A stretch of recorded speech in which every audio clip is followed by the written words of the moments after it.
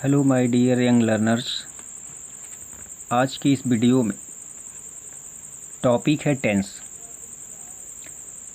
तो सबसे पहले हम लोग ये जानते हैं कि वास्तव में टेंस क्या है। What is tense?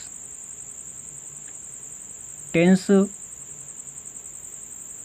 क्रिया के होने के या करने के समय को बताता है। जैसा कि हम लोग जानते हैं, टेंस 3 प्रकार के होते हैं: present tense, past tense, future tense. आज के इस टॉपिक पर हम लोग टेंस का पहचानना बहुत ही अच्छे ढंग से, या ये कह लें बिल्कुल बहुत ही कम समय में और सरल ढंग से हम सीखेंगे। वीडियो ध्यान से देखें। जैसा कि हमने बताया कि टेंस क्रिया की काम के होने की अवस्था को बताता है। वो काम वर्तमान काल में भी है, बीते हुए समय में भी हो सकता है और आने वाले अर्थात फ्यूचर समय में भी हो सकता है। तो इस तरह से हम देखते हैं कि टेंस 3 प्रकार के होते हैं: present tense, past tense, future tense. There are 3 tenses in English: present tense, past tense and future tense.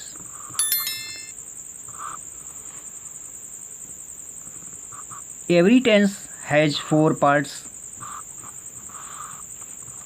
indefinite, continuous, perfect and perfect continuous। इस तरह से हम देखते हैं कि 4 टेंस हमारे प्रेजेंट के हो जाते हैं, 4 पास्ट के हो जाते हैं और 4 फ्यूचर के हो जाते हैं। प्रेजेंट के नाम अगर हम याद करें तो क्रमशः present indefinite, present continuous, present perfect और प्रेजेंट परफेक्ट कंटीन्यूअस। इसी तरह से पास्ट के past indefinite, past continuous, past perfect और पास्ट परफेक्ट कंटीन्यूअस। फ्यूचर में आए future indefinite, future continuous, future perfect और फ्यूचर परफेक्ट कंटीन्यूअस। इस तरह से ये 12 टेंस हो जाते हैं।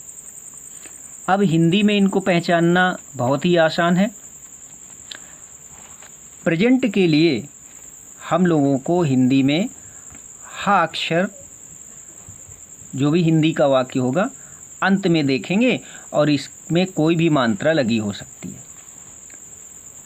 पास्ट के लिए हिंदी में था अक्षर देखते हैं और फ्यूचर के लिए हम लोग हिंदी में अंत में गा अक्षर देखते हैं और इनके साथ कोई भी मात्रा हो सकती है। इसी तरह से अगर इनके पार्ट्स पर बात करें तो हम देखेंगे इंडिफिनिट के लिए हमें ता अक्षर देखना है, कंटीन्यूअस के लिए रहा अक्षर देखना है और परफेक्ट के लिए चुका देखना है। इसके साथ कभी चुका नहीं होगा तो आ ई ए मतलब आइए, ये परफेक्ट में हमको देखना है। परफेक्ट कंटीन्यूअस में रहा होगा और उसके साथ वाक्य में कहीं ना कहीं समय दिया होगा।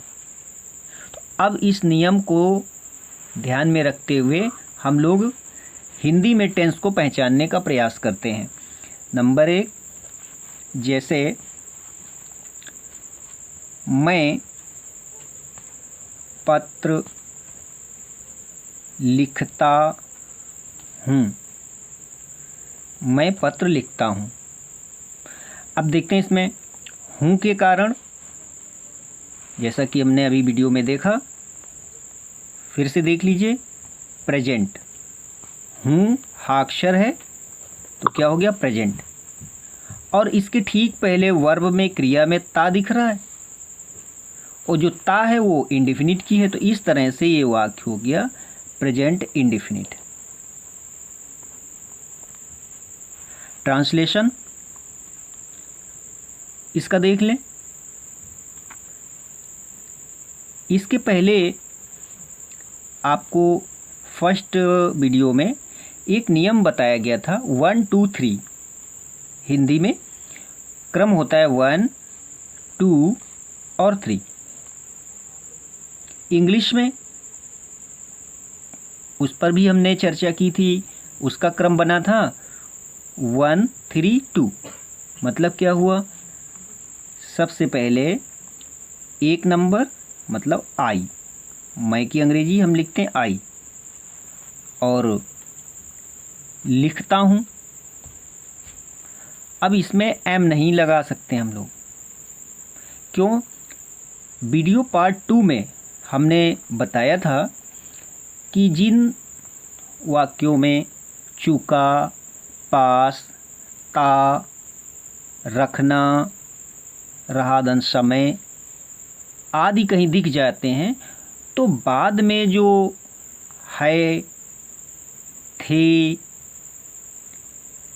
या गा, इस तरह के जो मीन्स होते हैं उनकी इंग्लिश नहीं बनाते हैं। ये नियम याद रखिएगा। तो इसका अब तीसरा जो वर्ड है वो अब यहाँ लिखना है, लिखता हूँ। अब लिखता हूँ के लिए रीड,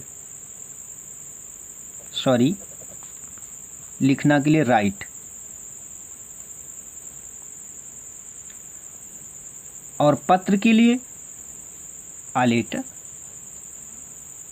इस तरह से ट्रांसलेशन कंप्लीट हुआ। देखिए, सबसे पहले एक नंबर हो गया, फिर लिखता हूँ के लिए 3 नंबर,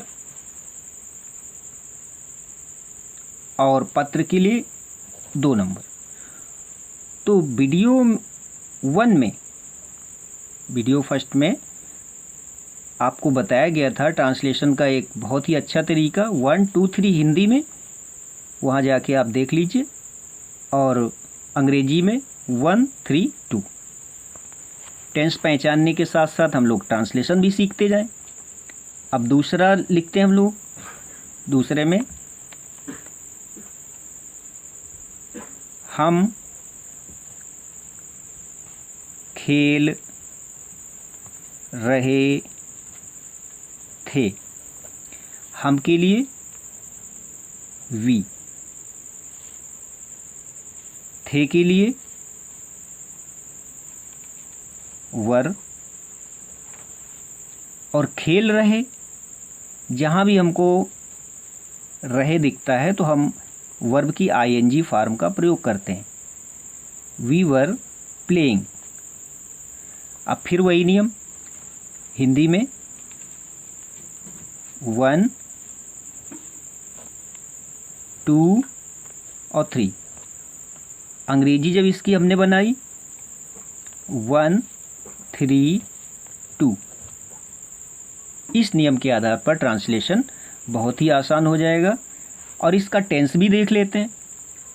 थे के कारण पास्ट, और रहे के कारण कंटिन्यूअस।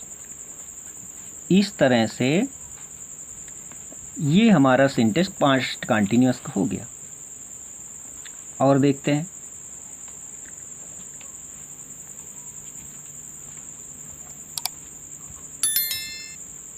वह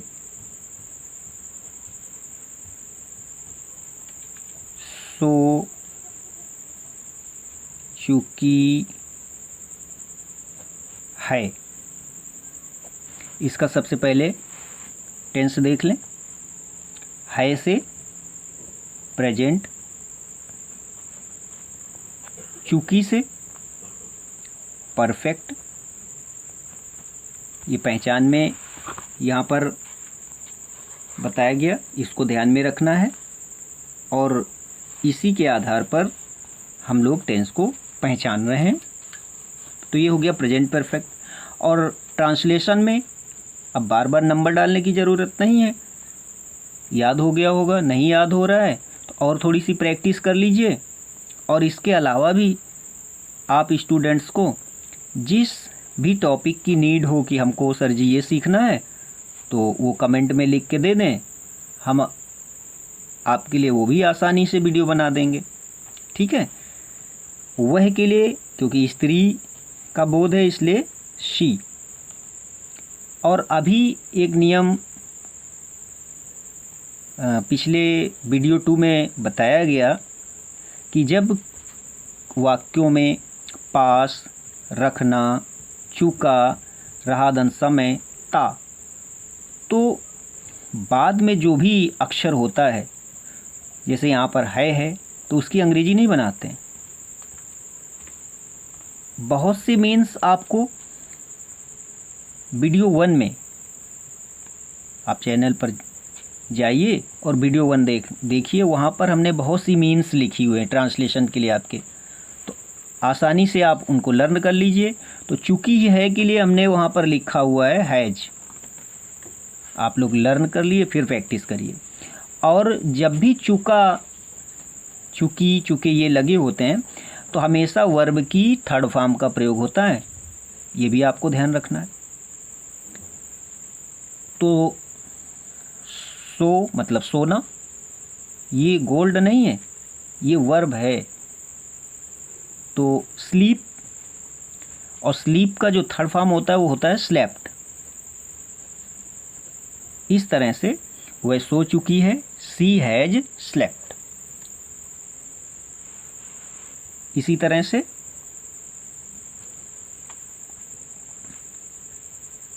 वे खेल रहे होंगे, इसकी पहचान गा अक्षर के कारण फ्यूचर, रहे के कारण कंटीन्यूअस।